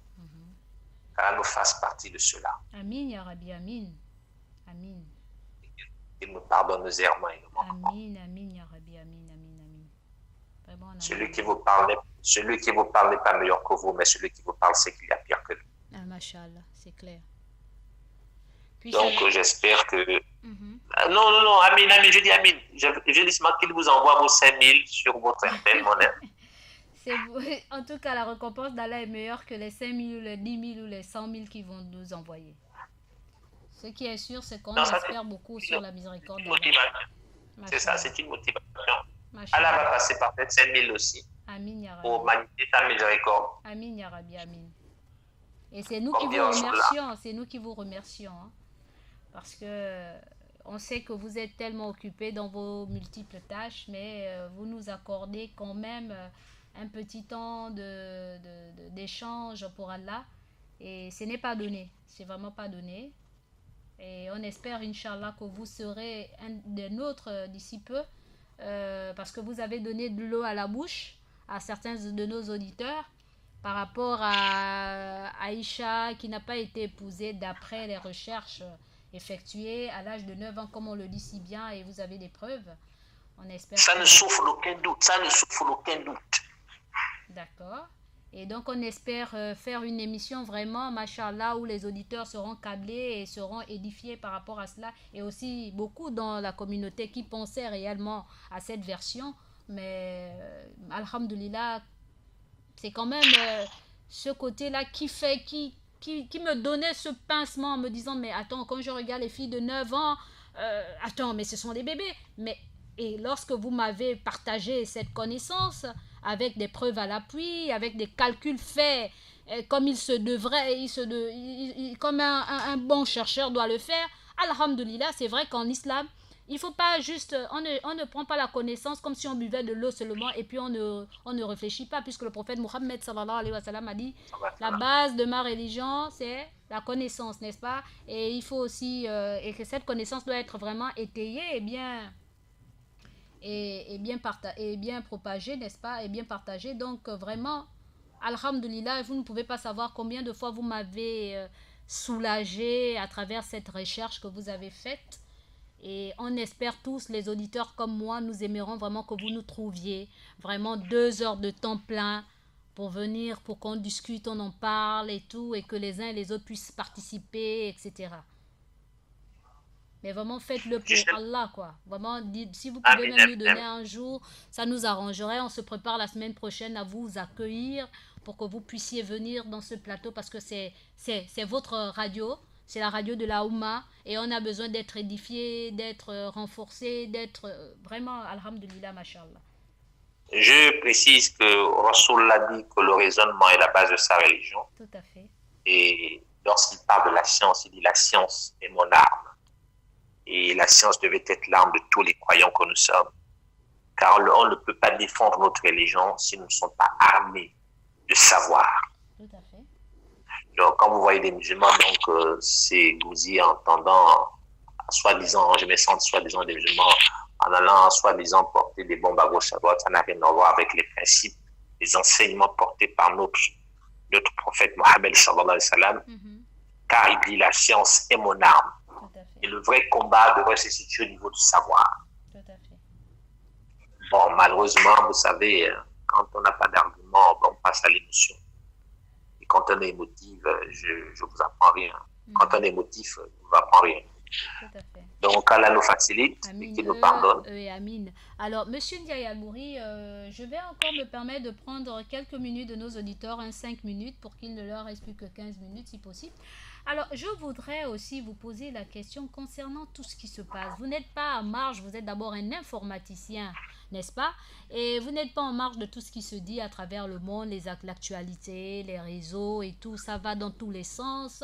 En tant que croyant, quel est le conseil que vous pouvez nous donner? Parce que vous savez très bien que le président de la République, chef de l'État, son Excellence Ali Bongo Ondimba, est tombé malade, il a eu un AVC. Alhamdulillah, Allah a pu faire en sorte qu'il puisse se rétablir, et il continue d'ailleurs à suivre les soins. Il est en pleine convalescence au niveau du royaume chérifien, et on remercie le roi Mohamed VI pour cela. Mais par la suite, nous avons vraiment des personnes qui vont dans tous les sens, et aussi dans la communauté. Il n'y a pas que les non-musulmans, mais aussi dans la communauté. Alors, quel est le conseil et que pensez-vous de tout cela, et quel est le conseil que vous pourrez nous donner par rapport à cela? Je vais vous raconter une histoire. Ça s'est passé à l'époque de sa haute éminence, le saint prophète Mohammed. Sa haute éminence, le saint prophète Mohammed béni soit-il, avait une habitude. Parmi ces belles habitudes, il y avait une qui était l'une des plus marquantes, c'était qu'il était de rapport très jovial et très sociable envers son voisinage, aussi bien immédiat que lointain. Et quand je parle de son voisinage, aussi bien des personnes croyantes que non croyantes. D'accord. Et là, comme ça, il avait constaté qu'il y avait eu un juif de la place qui était absent. Il ne le voyait plus pendant un certain nombre de jours. Et il a posé la question de savoir, il a demandé en fait quel était devenu le sort de ce dernier. C'est-à-dire qu'il voulait savoir pourquoi il ne le voyait plus. Et là, on lui apprend que ça fait plusieurs jours que ce dernier est malade. Je parle d'un juif. Oui. Donc, il n'était pas musulman, il n'appartenait même pas à cette communauté. Voilà. Je crois que vous avez tout compris. Voilà. Et là, alors, qu'est-ce que le saint prophète dit? Alors, donc, il va vers la maison de ce dernier. Il va vers ce dernier. Et là, il y a certaines personnes qui ne partagent pas la foi, évidemment, donc qui vont donc, évidemment, ils sont assez surpris. Hein. Ils vont, le prophète se dirigeait dans la maison du juif. Ouais. Donc, ce dernier, et comme c'était un jeune garçon, c'était pas une personne âgée, les parents de ce dernier étaient là, et donc sa haute éminence arrive, et donc il vient s'atteler de la situation de ce dernier. Et puis là, comme ça, le saint prophète Mohammed béni soit-il, après cette entrée de l'état de santé de ce dernier, il dit ceci. Il dit Bismillah, donc par la permission d'Allah. Il dit sois guéri. Et là, sur le coup, ce dernier retrouve la santé. Et je précise d'abord que le prophète n'a pas dit à cette personne crois l'unicité d'Allah. Il a dit là, sois guéri. Ce dernier a retrouvé la santé. Et là, parmi les personnes qui assistaient à cet événement, qui ne croyaient pas au message divin, laissez exclamant en disant, donc tu veux dire que donc ton Seigneur, tu ordonnes donc à ton Seigneur de faire, il s'exécute. Suivez bien. Oui. Tu ordonnes et ton Seigneur s'exécute. Et là, sa haute éminence répond, Man kana lillahi kana lahu lah. Celui qui est pour Allah, Allah est pour lui. Celui qui est pour Allah, Allah est pour lui. Je crois que vous allez comprendre un peu ce que je vais dire par tout ce qui se passe en ce moment. C'est une épreuve pour la communauté, c'est une épreuve pour la nation, c'est une épreuve pour celui qui est éprouvé. Pour ceux qui sont en bonne santé, quelle est leur attitude par rapport à quelqu'un qui est malade? Qu'est-ce que l'islam nous recommande? L'islam nous dit, vous devez souhaiter que la personne retrouve sa santé et vous imaginez que si vous étiez à sa place, vous aurez souhaité que certainement les gens portent des propos, je dirais, des propos plaisants à votre état. Vous aurez souhaité que les gens invoquent pour vous. Vous aurez souhaité que les gens fassent tout dans le sens que vous retrouviez votre santé. Tout à fait. L'islam vous dit, vous ne pouvez véritablement avoir la foi que si vous souhaitez pour votre prochain ce que vous désirez pour vous-même. Tout à fait. À ce niveau, donc, je crois que les musulmans ont la réponse pour ceux, évidemment, qui resteraient encore dans un état dubitatif pour des raisons qui nous échappent. C'est ce qu'est l'islam. Le prophète nous dit, donnez à celui qui vous a refusé.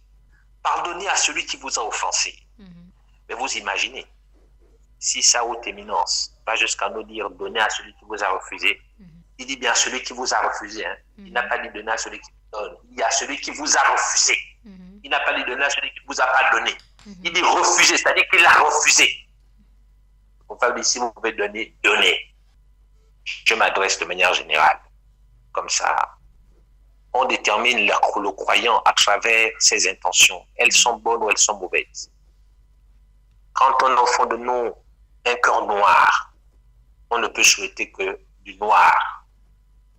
Quand on a un cœur sain, on ne peut souhaiter que des bonnes choses, même à quelqu'un que l'on n'aime pas. Parce que ne pas aimer déjà quelqu'un, ça prouve déjà qu'il y a un problème de foi. Car le prophète nous dit qu'après la croyance en Allah, la meilleure des actions, c'est d'aimer son prochain. Après la croyance en Allah, la meilleure des actions, c'est d'aimer son prochain. Alors pourquoi donc les gens vont être là à spéculer sur l'état de santé du numéro 1 de la nation, comme si il y avait un souhait de lui porter préjudice, comme s'il y avait un plaisir de savoir qu'il souffre, comme si. Chacun doit s'imaginer que ça aurait pu être un membre de votre famille. Ça aurait pu être ton enfant, ça aurait pu être ton frère, ça aurait pu être ton père. Et chacun doit se poser la question, quelle devrait être mon attitude si c'était un membre de ma famille? Parce que comme le dit sa haute éminence, l'humanité tout entière forme une famille. Ça veut donc dire, si le numéro 1 de la nation est malade, c'est que c'est un membre de notre famille qui est malade. Et donc nous devons tous, sur la base de ce principe, que nous sommes une famille, tous fils d'Adam, souhaiter le bien à notre frère, à notre grand frère, à notre père, à notre grand-père. Et que le prophète dit, si tu ne peux pas dire de bien, autant te taire. Tout à fait. C'est Rasulullah qui dit, si tu ne peux pas dire de bien, autant te taire. Alors si un musulman se déclare musulman et qui ne respecte pas le propos de sa haute éminence, je me pose la question, de quel islam il pratique? Bon, vous comprenez que ma désolation, c'est pour les musulmans que nous sommes. Oui. Ma désolation, c'est pour les musulmans que nous sommes.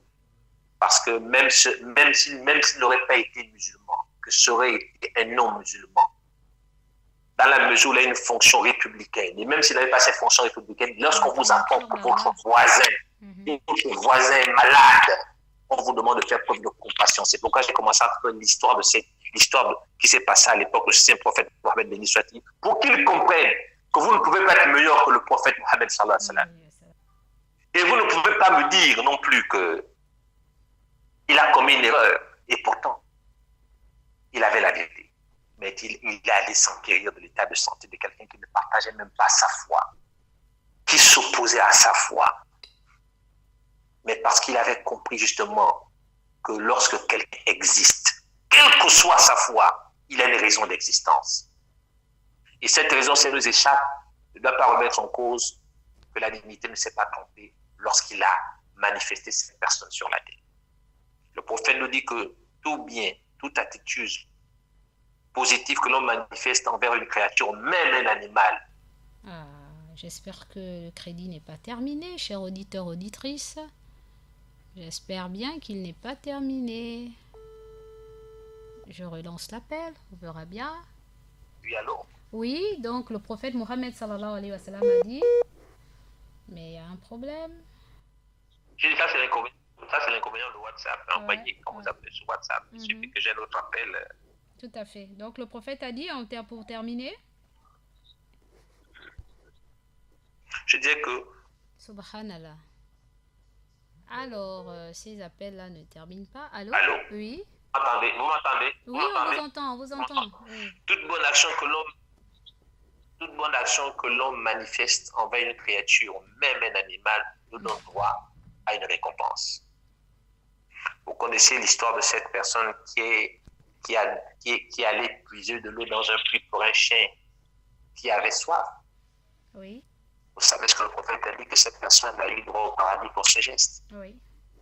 Qu'en serait-il lorsque l'on manifeste de la bonté envers un être humain?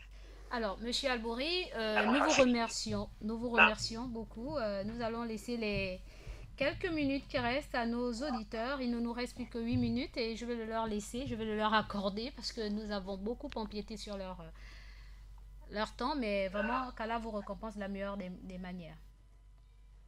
Amin. Sur ce, assalamu alaikum wa rahmatullahi wa barakatuh. Wa alaikum salam wa rahmatullahi wa barakatuh. Merci. Alors, chers auditeurs, auditrices de la 95.fm, vous pouvez appeler sur le 06 24 92 80, 06 24 92 80. Sinon, nous avons déjà des SMS via le 06 24 92 80. Alors, nous allons commencer à les lire encore parce que j'avais déjà commencé à les lire. Il nous laisse 10 minutes? Oui, dans 7 minutes. Allô? Bon, l'auditeur est parti. Alors, coucou, un assalam à toi, mamie, à ma soeur Iman, à Khadija Banouf, à mon époux Capito Claude, Abdul Wahib. Bisous, c'est Raïssa Micha. Ok, merci. Allô? Allô, salam alaikum. Wa alaikum salam wa rahmatullahi ta'ala wa barakatuh. À qui ai-je l'honneur, s'il vous plaît? Allô? Subhanallah, le téléphone s'est éteint, je sais pas, j'avais encore. Alors, chers auditeurs, auditrices de la 95.fm, chers auditeurs de la 95.fm, vous pouvez m'appeler sur le 07 29 71 09, 07 29 71 09. Alors, ce téléphone-là, le 06, a beaucoup travaillé, beaucoup travaillé. Et c'est pour cette raison qu'il s'est éteint. Alors, veuillez m'appeler au 07 29 71 09. 07 29 73 09, s'il vous plaît. Exceptionnellement pour aujourd'hui, chers auditeurs, auditrices de la 95.fm, 07 29 71 09. Alors, subhanallah. Alors, chers auditeurs, auditrices de la 95.fm, nous avons des appels via le 07 29 71 09. Allô? Allô, salam alaikum. Wa alaikum salam wa rahmatullahi wa barakatuh. De la part de Mauro Yahya. Soumaoro Yaya. Ouais. Bonne arrivée, mon frère. Merci. Oui. Oui, on vous écoute. Et fait salam à tous les musulmans du monde entier. Machallah. Et je prie aussi au président de la République et qu'il donne sa santé. Amin, ya Rabbi, amin. Et je fais salam aussi à tous les... Amin. À tous. Salam alaikum wa rahmatullah. Wa alaikum salam wa rahmatullahi wa barakatuh. Merci encore, le frère Soumaoro Yaya. Puisse Allah vous récompenser de la meilleure des manières. Assalamu alaikum. Qu'Allah vous bénisse. Qu'Allah mette la paix dans notre pays et qu'Allah donne la santé à notre président de la part de la sœur Safiatou. Merci, la sœur. Un autre auditeur sur le 06, le 07 29 71 09. Oui, allô? Assalamu alaikum. Wa alaikum salam wa rahmatullah. C'est de la part de qui? Awa de Congo. Oui, Awa du Congo, bonne arrivée, on vous écoute. Merci. Comment allez-vous? Alhamdulillah ala kulli hal. Et toi? Oui, ça va, alhamdulillah. Mashallah. Salam à vous. Wa alaikum salam wa rahmatullah. Salam à Komba. Mashallah. Maël Manoma. Mashallah. Amoussa Touré. Mashallah. Imam Bou. Mashallah. Salam à Jinti Keita, depuis à Touré. Mashallah. Salam à Mauro Yaya. Mashallah. À Traoré Abdoulaye, vraiment. Mashallah. à tous les éditeurs de la radio. Mashallah. Merci beaucoup, ma sœur. Qu'Allah te récompense la meilleure des manières, Awa du Como. Alors, chers auditeurs, auditrices de la 95.fm, il ne nous reste plus que 4 minutes et nous devons rendre l'antenne. Et nous répondons au 07 29 71 09, car le 06 s'est complètement déchargé. Il n'y a plus de... Il s'est complètement déchargé, donc il s'est éteint. Alors, vous pourrez nous appeler sur le 07 29 71 09 spécialement pour aujourd'hui, chers auditeurs, auditrices. Les autres jours, ça ne passera pas pour vous. Alors, il ne nous reste plus que 3 minutes et nous devons rendre l'antenne. Et nous avons aussi cette petite rubrique côté santé. Côté santé. Alors, je vais juste nous dire ce qu'il faille faire par rapport à l'haleine buccale. Nous avons constaté que beaucoup d'entre nous ont des problèmes d'odeur au niveau de la bouche. Lorsqu'on parle, il y a une odeur qui se dégage au niveau de la bouche. Alors, nous avons d'abord un auditeur. Nous allons répondre à cet auditeur. Allô? Allô? Oui. Salam alaikum. Wa alaikum salam wa rahmatullah wa barakatuh. Vraiment, on remercie notre sponsor. Mashallah. Allô, allô. Je remercie beaucoup Mashallah. l'intervention qu'il nous a fait. Que Dieu la récompense. Amin. Dieu nous fasse comprendre ce que Dieu nous fait comprendre que nous l'appliquons. Amin. Que Dieu oui. Amin. Vraiment, vous tous avez une bonne week-end pour tous les gens. Amin. Amin. C'est de la part? Le monsieur s'en est allé. Il a dit qu'il remerciait monsieur Albouri pour son intervention, pour sa participation via nos appels, mon appel, n'est-ce pas? Et qu'Allah le récompense de la meilleure des manières. Merci beaucoup au monsieur qui a appelé. Alors, on disait tout à l'heure qu'il y a des gens qui ont des haleines buccales, des haleines, donc une mauvaise odeur qui se dégage de leur bouche. Qu'est-ce qu'il faudrait faire pour éradiquer cette mauvaise odeur? Alors, il faudrait d'abord savoir qu'une bouche qui dégage une mauvaise odeur, indispose tout le monde, donc l'entourage et les gens qui sont avec vous. Et parfois, on ne s'en rend pas compte, mais il y a d'autres qui le savent, mais ils sont bloqués, ils ne savent pas que faire face à cela. Alors, qu'est-ce qu'il faudrait faire? Il faut d'abord savoir qu'il faut d'abord bien manger la nourriture, bien la broyer et ne pas manger tard dans la nuit et bien brosser aussi ses dents, sa denture après chaque repas. Et aussi se brosser les dents avec de l'argile verte matin, midi et soir pendant 3 semaines. L'argile verte, vous pouvez aller en pharmacie et demander si c'est possible d'en avoir. On va vous le servir en moyennant de l'argent bien sûr. Ensuite, si vous constatez qu'après cela, l'odeur revient, il faudrait toujours insister sur l'argile verte, brosser les dents avec de l'argile verte. Et aussi, nous avons aussi la recette maison, n'est-ce pas? Parce que cette recette-là, nous l'avons pris dans le livre de Monsieur Mohamed Sharif. Nous avons aussi la seconde recette qui n'est autre que les feuilles de menthe, la menthe verte. Vous pouvez mâcher les feuilles de menthe verte ou alors en boire en thé.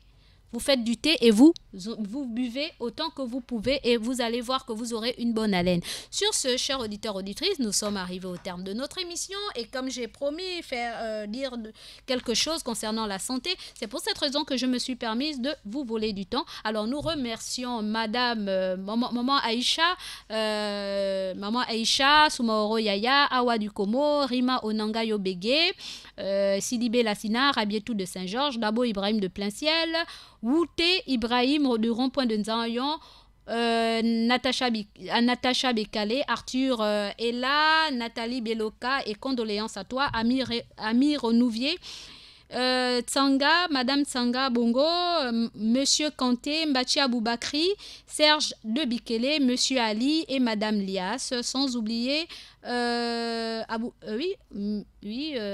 aussi tous les auditeurs et auditrices qui ont participé à cette émission, sans oublier le monsieur qui n'a pas décliné son identité. Sur ce, bon vendredi d'or et déjà pour demain et à la semaine prochaine si Dieu le veut. Merci et pardonnez-nous enfin qu'Allah puisse nous pardonner. Assalamu alaikum wa alaikum assalam. Assalamu alaikum wa alaikum assalam. Assalamu alaikum wa rahmatullahi ta'ala wa barakatuh, chers auditeurs et auditrices de la 95.fm.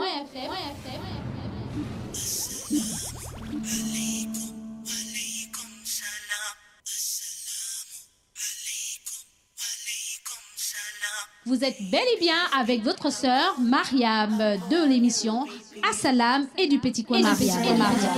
Alaikum, alaikum salam. May peace be upon you, be peace. Oh, oh, oh. Vous me retrouverez dans votre émission tous les jours du lundi au jeudi de 9h à 11h.